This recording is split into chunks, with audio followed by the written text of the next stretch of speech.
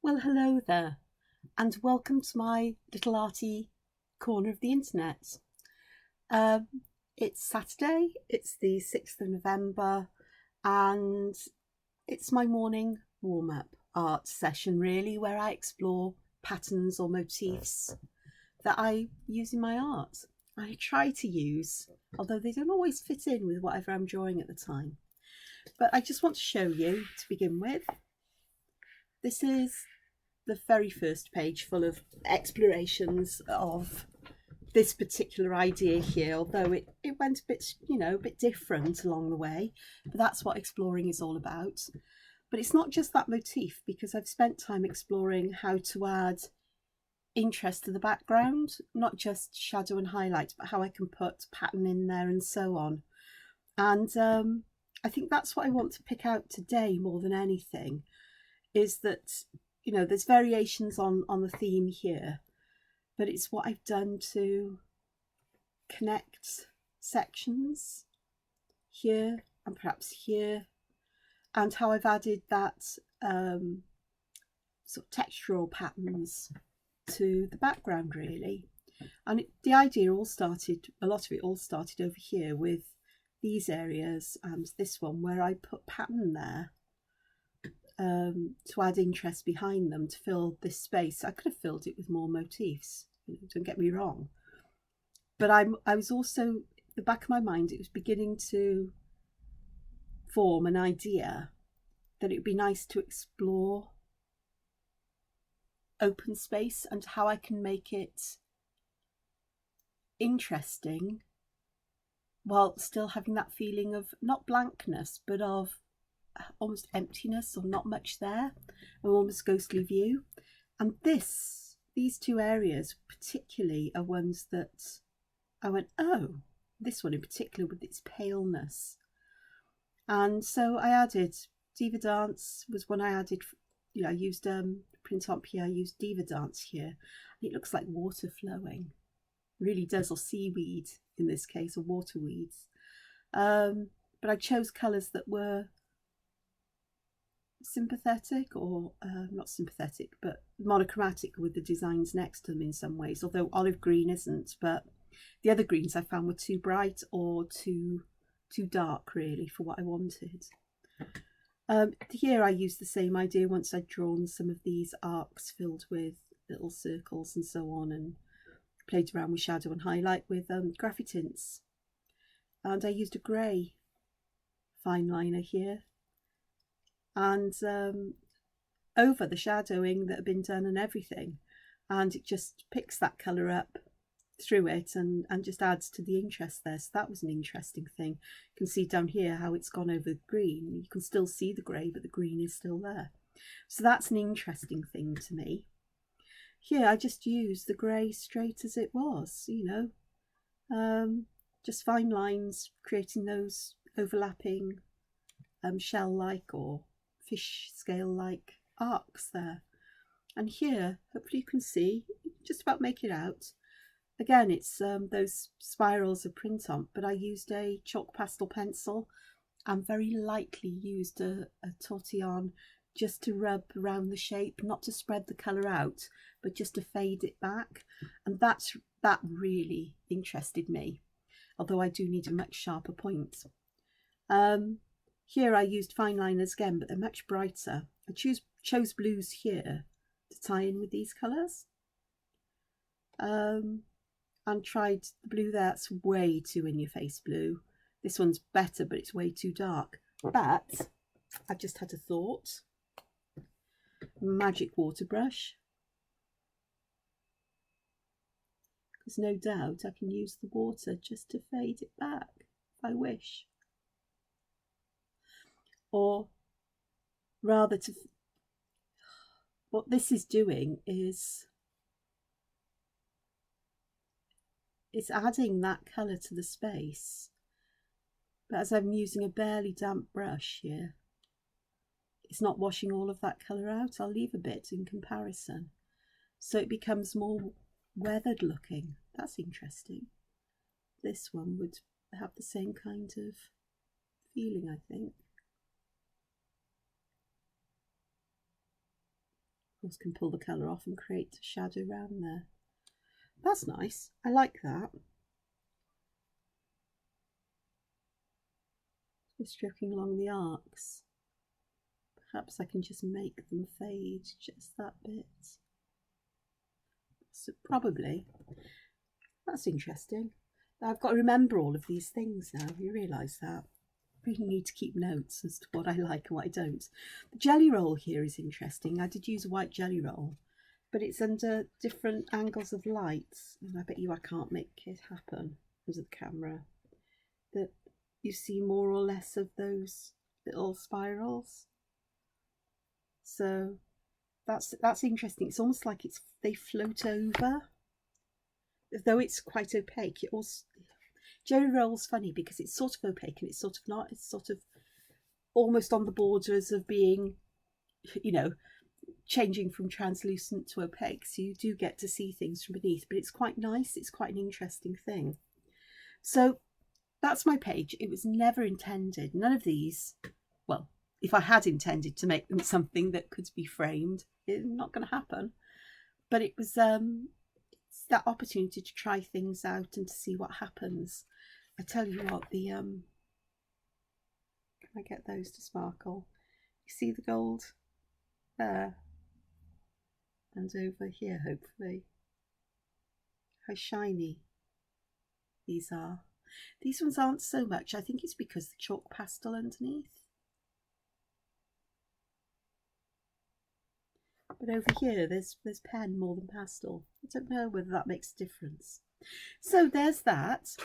So on to the next page. And I've already started some work because I had a strange day yesterday and I just wanted to spend some time in the evening. Sorry if my arm goes across. Just drawing and you know, I did lots of different bits of things, but I wanted to work out where I was going to go next with this. I'm just using a bulldog clip here. Not that side. Come on, Angela, because your hand will be on that side.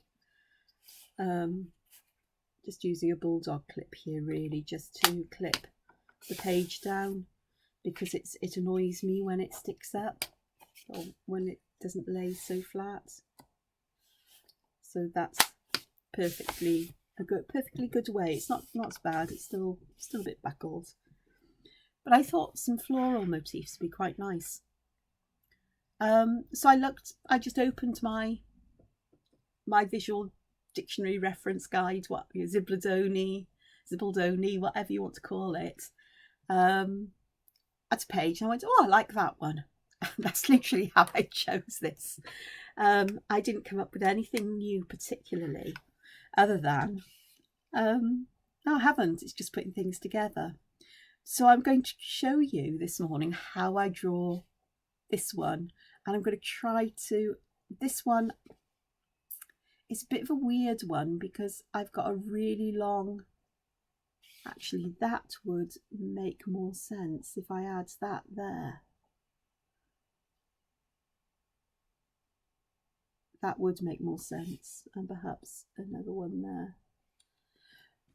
Perhaps not that second one, but there was something odd about it, and I couldn't work out what it is, because these would really, yeah, that one shouldn't have gone in there. So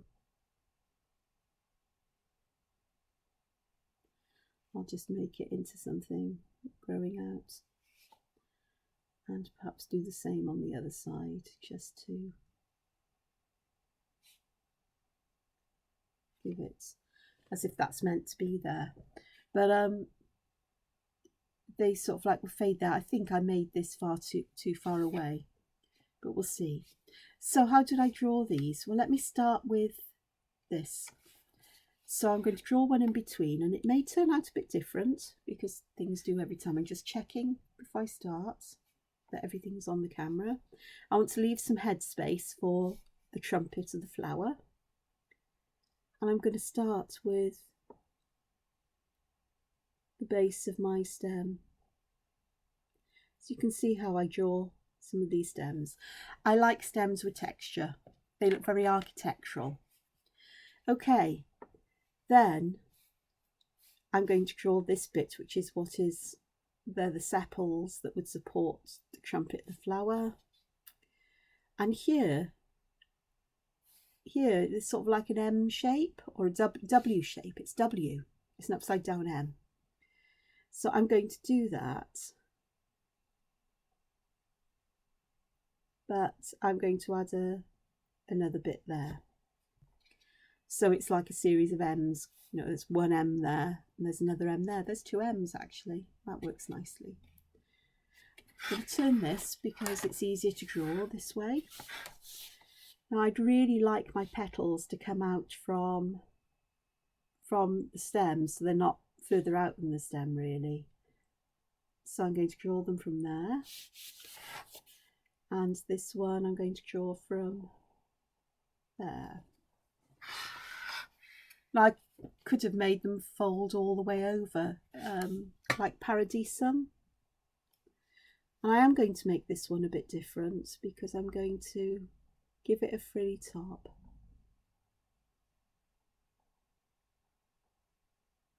And I'm not worried if some of them get smaller than the others. Nature is not perfect. And then these then, we're getting lots of noise and lots of turning around here. This is now in my way. It's welcome to artwork. It's constantly swapping and changing things around. I'm just going to draw these down towards the stem. I'm my own worst enemy when I draw those M shapes because I tend to do, well, you know, the scalloped edge, because I tend to make these bits way too long, which means that sometimes they have to go in a direction I don't want them to go in.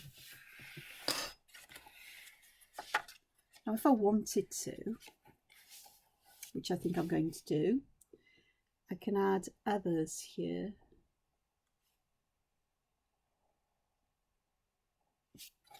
But just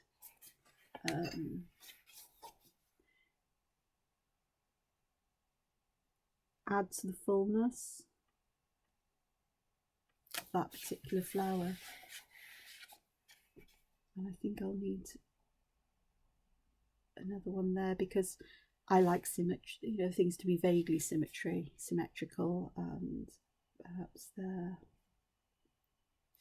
I'm just making this worse. It will do though, because it's all about learning and it's the idea more than perfection, I think. And then I will show you how I draw these little bits here, these fiddly bits. So it's a kind of C shape with around the bottom of that stem, sloping out, straight sides, curve pointing downwards, slopey sides, curve pointing downwards, and then I've got my stem again. I'm going to repeat the pattern of blobs and sections that I had at the top as well there. And that essentially is that. Not fantastic, but I am going to draw another version. I'm going to start my stem off.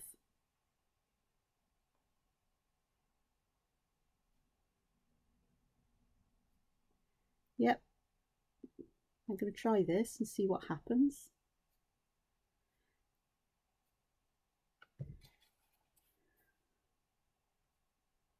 Just for interest, because stems can be so boring, especially if you make them as thick as I do.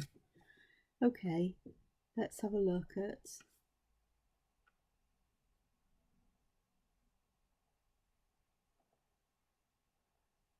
lots of upside down V's or M's or W's or whatever shape you like to call it there. And what I'm going to do, I'm going to make use of a pencil. No, this is not Zentangle style, this is Angela style. So let me have a look. That's going to go behind this one, but that's fine. And then I will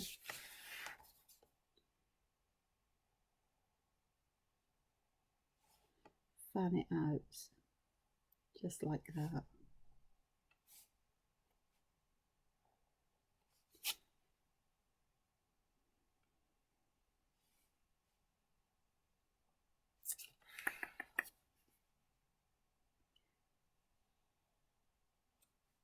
Perhaps. Do you know what I'm doing? I'm trying to fan this out too far, I think. Yes, it's an eraser. No police. There's no art police. Despite what people might think, there is no art police. So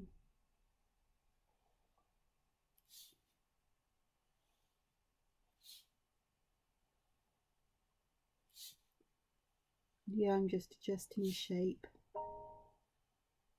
that I'd like before I draw that. And I will adjust it as I draw it, because I know full well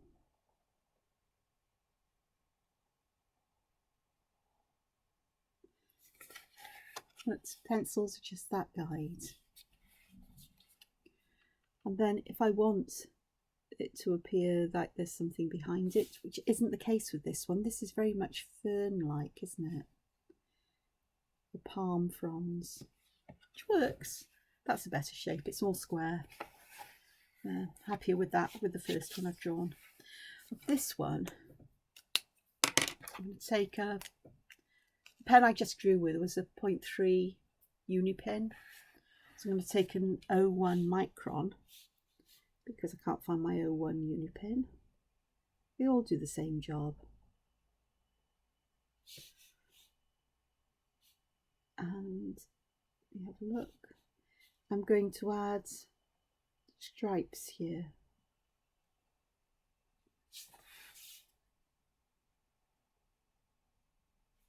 To create sections where I can add colour or leave, different colours to give some interest to it. I'm not drawing them straight up and down. I'm curving them to give, again, so they act as what we call contour lines. So they give that, you imagine the pen is how the pen would move across that surface. You're drawing over it in the air, not on the petal itself, but how you would see lines there, what direction they would move. And it's that direction that you add that gives that impression of volume, of movement. So I've got two of these here. So what do I do next? Well, if we have a look here on this one, I added like some echoes down here of aura lines. That would be a better way of saying it, perhaps.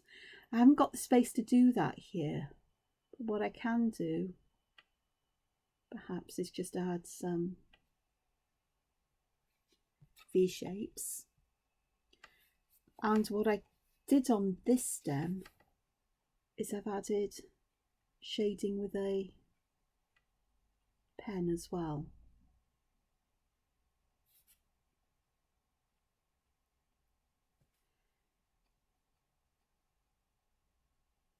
There are times when I wished I had a finer pen in my toolkit here, on my pencil case, but I haven't. I'm going to have to dig out an 05, I think Sakura do ones down to a 0.3. By adding those lines, it's adding shadow, and that starts to add volume as well.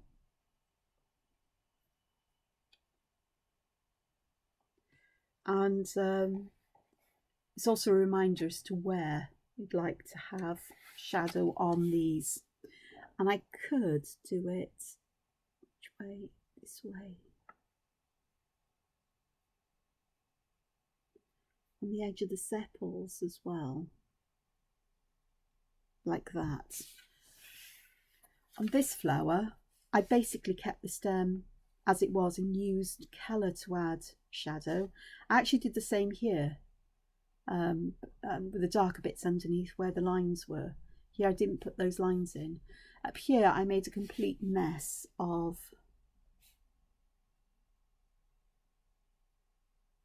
the sepals, and they're all in black, which is never a good thing. This one, I think I'm going to extend these lines right the way down.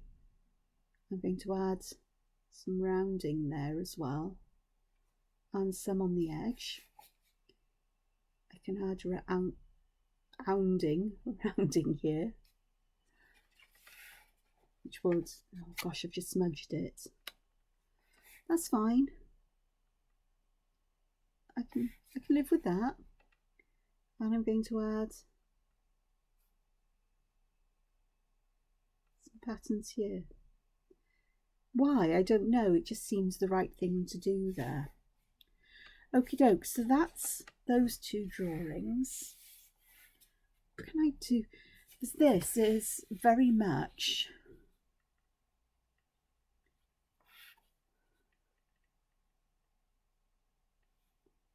very leafy looking rather than petally looking, but also very uninteresting in terms of line and detail, perhaps. So, okay, and I'm going to, oh, I was going to change that. I'll do it on that side.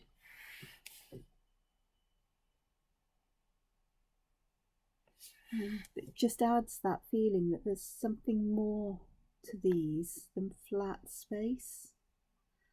And I'm not going to be able to get these to go all the way down to the bottom because the space is so thin in so many of them. I just let them join the line they draw next to as and where they want to. Well, that makes it a bit more interesting, doesn't it? I think so. So what else can I do? Don't know. I didn't do it with this one, and I don't. We'll have a go because it's the wider areas that I'm going to add colour to. So I can just add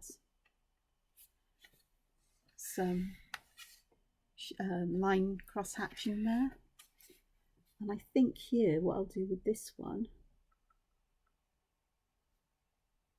is give it a highlight.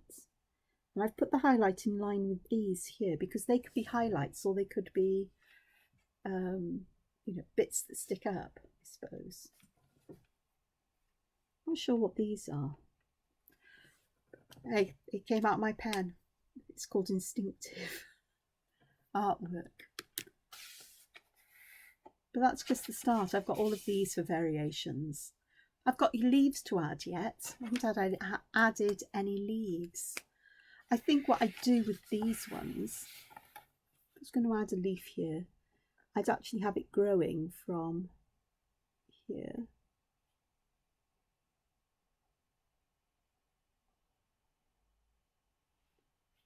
And perhaps a second one.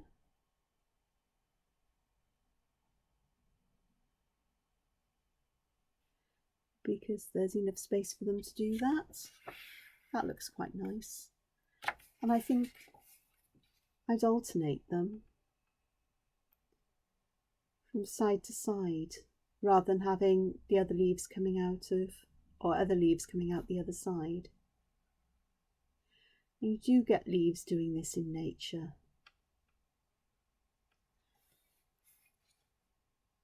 Now I'm going to try to make them bigger.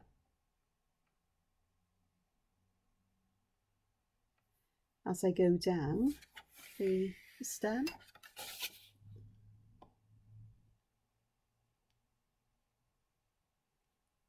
I don't know if you've noticed, but I'm subtly changing how I draw the shape. Here there's more of a curve to these bottom ends and top ends. Here they're quite straight with just the curved corner. These ones have got a more pointy feel. Just subtle variations, and I can see then which ones I'd like.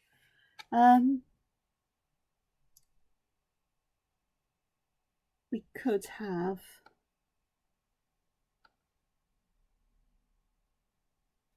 these perhaps tufty kinds of leaves, perhaps something like that that would echo the top of it. I'm tempted to have some going the other way, but I don't think that would work very well. But I was thinking of doing something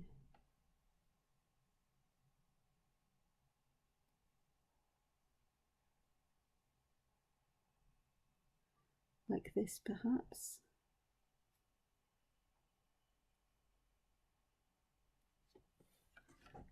Which is proper tufty.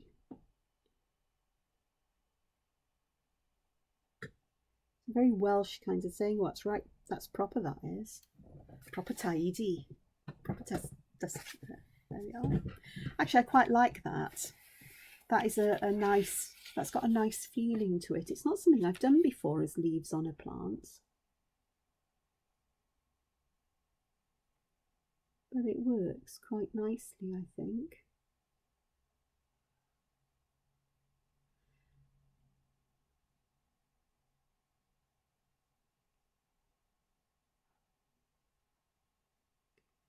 It's very vertigo, is it, in nature, perhaps? Is it vertigo that's the Zentangle pattern that's a bit like this? Actually, I really like that, far more than that one. So even variations with leaves are happening here. Okay, this one, I've got these mookerish things growing here. So we may as well add some mookerish leaves and fronds here.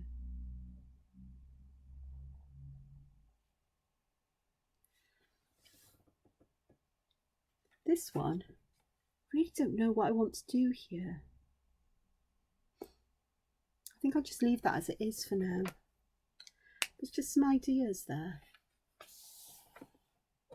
Things to work upon and to move forward with, really. I'm glad I chose this because it's so nice to have something that's a little bit different to what I usually, or what I've done. I do like flowers and florals, and I just don't use them often enough. Okay, so let's have a look here at what colours I can make use of. My first job though is, I'm sorry, I'm not. I think if you need to use pencils and erasers, you use pencils and erasers. There's nothing wrong with that. Working artist here. Sketches and refining your sketches, they need to be done with pencils and erasers and in lines that where you work over one line and another. I've discovered this is aubergine, which is a lovely purpley colour. Now if I'm careful with this, I shouldn't lose that star that's behind it too much.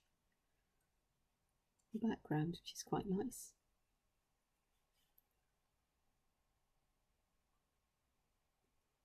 Just to get just a bit more colour there. This is the lovely thing about working with water media, water soluble media. For me, it's so easy to get these gradations of colour. And I am going to pick some up to add just a hint of darker tone there.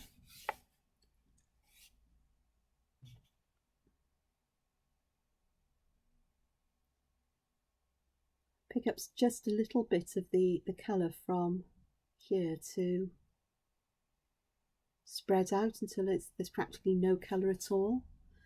And then I work backwards into the dark colour. Now here I have got some colour in there, which I don't want. I want to have some tissue. Oh yes, I've always got tissue around. So I'm just going to use that. I'm going to wet this area and just dab that up, and that just helps to bring that out. Now at the back, I do want to make these perhaps a little bit darker so they appear to be behind this, so you've got the natural feeling of shadow, but I still want those edges more or less colourless on this one to give that contrast. What helps to separate the back of this trumpet flower from the front is the position of these white lines, or these lines I've put in. They're offset from each other, so they don't join up, and that's what helps to separate it. The same here. This one, oh, God knows what I'm going to do with that one while this is drying. Do I go with green to make it look like it's more of a leaf? Why not? Slate green, or let's use meadow green. Yeah, I'll pick the slate green for these. Now I've got choices to make here because I am going to try to leave sections, those thin fine sections, nice and clear of colour, but I am going to run colour right into the bottom and not pay much regard to them there, because we're getting down to stupidly small spaces. And there comes a time when you go, yep, that'll do.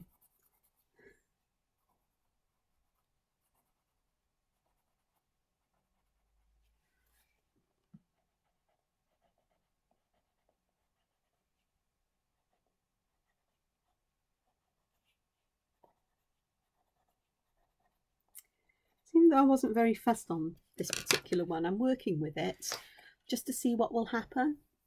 And it really is all to do with the shape, and not really paying much attention to the shape of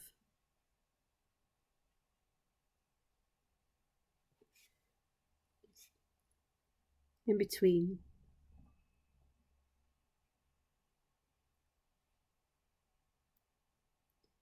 Then in time, talking about the shape of this, it may be that I look back and realise that actually I quite like this, and it'll be a useful kind of squarish kind of motif to use somewhere in art, you know, in a drawing.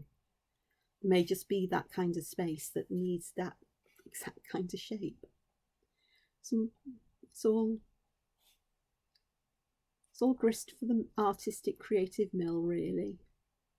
It is. Grist for the mill.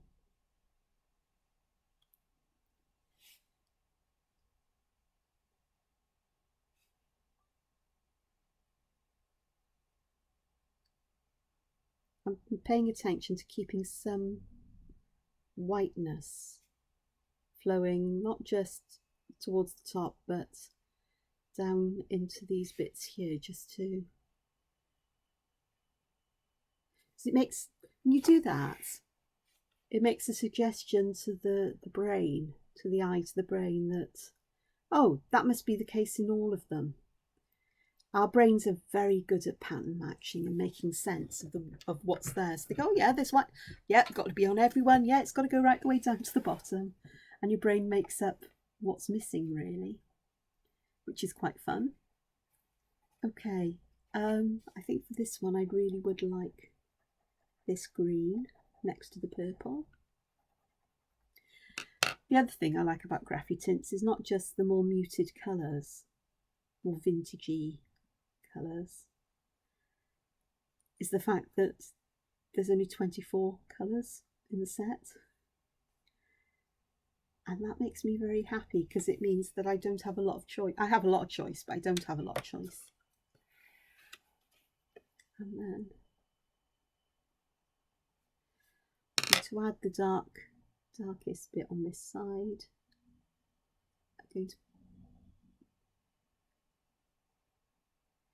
I'm going to add some darker colour that side, so I've got the highlight in the middle where it is there. This is going to be interesting because I really don't know what I was doing here. I think I was just creating a kind of pattern just to, because obviously I'm saying obviously way too much. I don't know where I've picked this really bad habit up from, because it's not obvious what's going on in my head. It's obvious to me as I'm thinking and talking. But when you've got chunky stems like these, and I do like a chunky stem in my drawings, it gives me that option to add patterns or to do architectural things with it, you know, these architectural mechanical kinds of things here. And I could add, you know, patterns as well. I think that's what I'm trying to work upon here. Okie dokes, these are going to be interesting. Let's see if I can get this to work. So I'm putting colour at the base and the tip of the leaf, and my idea is to fade the colour out from in both directions, kind of. So I end up with a central bit of the leaf that is very pale. I do want to try to get some colour around the edges so they're not left completely. Just take some. You see my hand go to the left, it's where I've got my tissue, so I'm able to dab the colour off. So I'm trying to get some shadow and highlight going there. I'll do it again.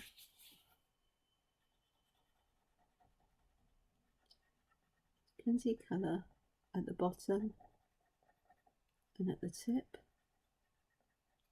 This would work with graphite and tortillon or paper stump or chalk pastels, whatever you use, or even ordinary colouring pencils, and just fade things out.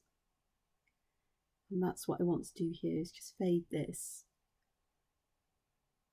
And then, but I do want to try and put a slightly darker edge, because that gives that feeling that these edges are bending down a little bit.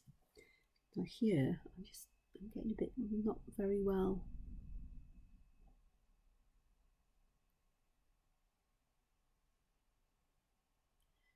It's not very apparent. I can always return to these and add that separately later on.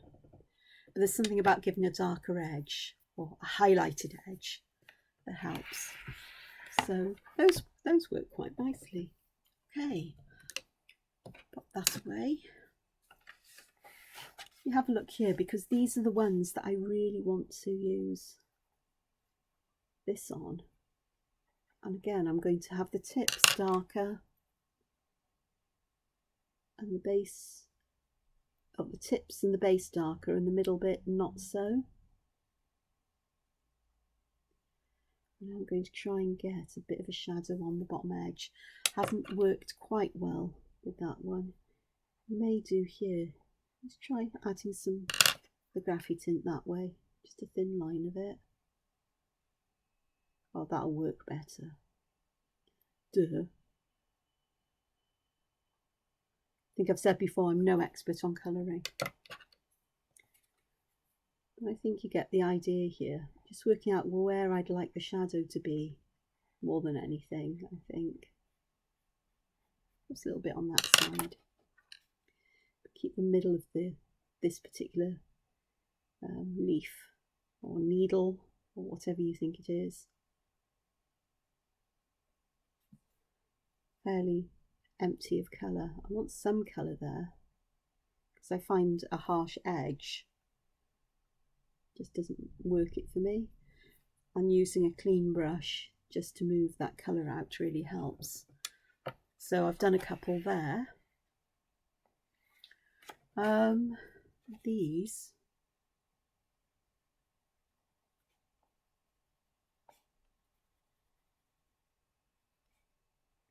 to add kind of comma shape amount of colour. I'm going to add quite dark colour there.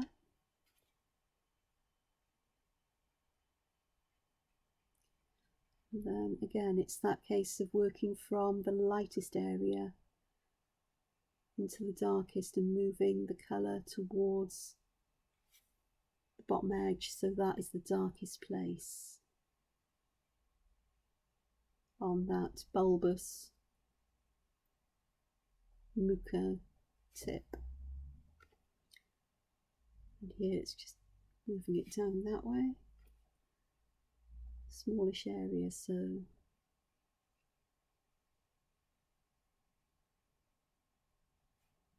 if I want highlights, I can always use a white jelly roll to put that there. So there's that done. I haven't finished it. That's for me to decide to do whenever, and I may wish to add pattern and so on to the leaves. But what I do want to do, fertile around, Angela, why not? I've got a souffle. A souffle would actually work nicely. Okay, edges of pages are forgetting pens to work. There we go. Right, I'd rather like this to be nice and white. So I'm just running some of the souffle in there. Same with this one. If I do go over the black lines, I am not going to have a paddy because I can always draw around these. I don't think I'm going to. There may be some of the background colour will show through, but I can live with that.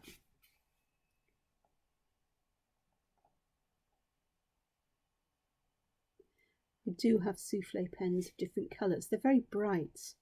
There aren't muted colours in this.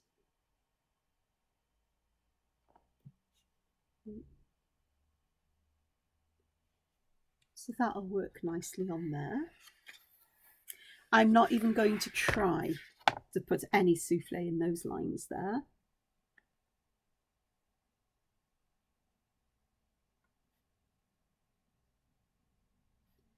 I am going to here because I really would like these to be quite white.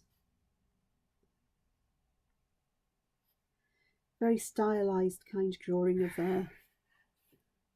what do you call them? Columbine? Morning Glory? Plants? Any kind of plant that has this kind of trumpet shape, I suppose. But stylized rather than, you know, like a botanical illustration. And these two could benefit from having that stark white.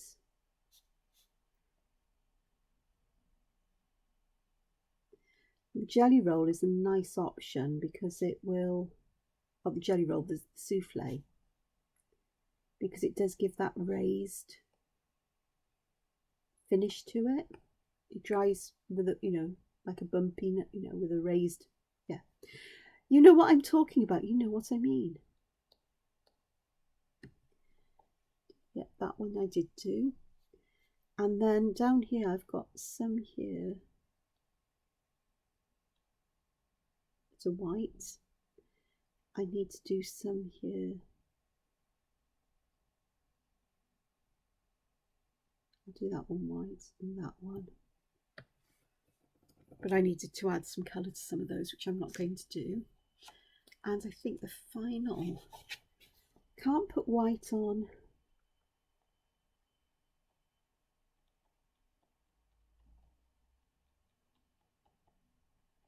Those strips because I just think they're too tiny on this. But what I am going to do is add some tiny white dots here.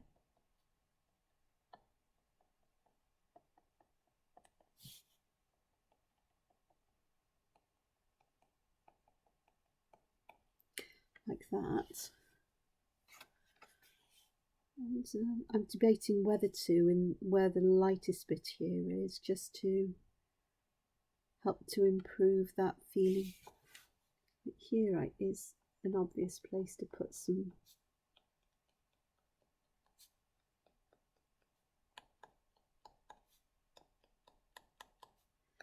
I don't want too much of a straight line because that would look not very natural, but the white dots sort of like scattered about when they dry, it will give that feeling of, perhaps I'll do these.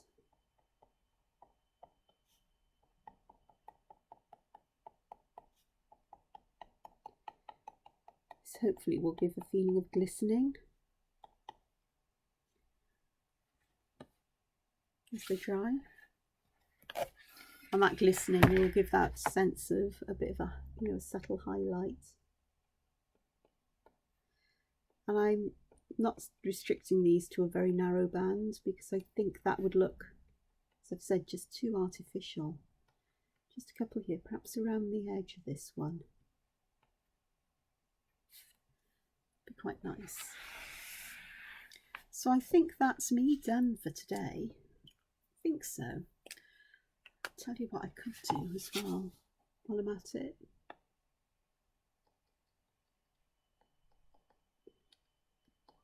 Let's just get some light dots there, just to lighten that bit up, to increase the contrast between the darker bit and the lighter bit. I need to do something about that as well. But once the souffle has dried, I can paint over the top of it, no problem. But that shadow isn't quite in the right place. It needs to be, I think, at the bottom more. But I can work that one. Again, the graphic tints are water reactive all the time, water soluble, so it's easy enough to do. So there you are. I've drawn this kind. This was an attempt at this, but went wrong, but it's actually quite interesting in its way. More leafy rather than flowery, but you know, who knows, an alien flower. And this, you know, I haven't done this one, so that's for tomorrow. I'll work that one out. But I hope this has helped and you found it interesting. It's a bit of a longer video than I wanted to make, I have to say, but I got engrossed. And just like to say thank you to everybody for joining me, for subscribing, for liking the videos.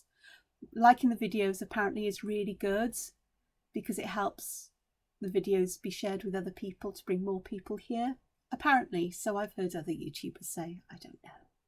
So it'd be really useful if you could, you know, do a like on the videos. And I'm just going to say thank you. Take care and take time to be creative. Bye bye now.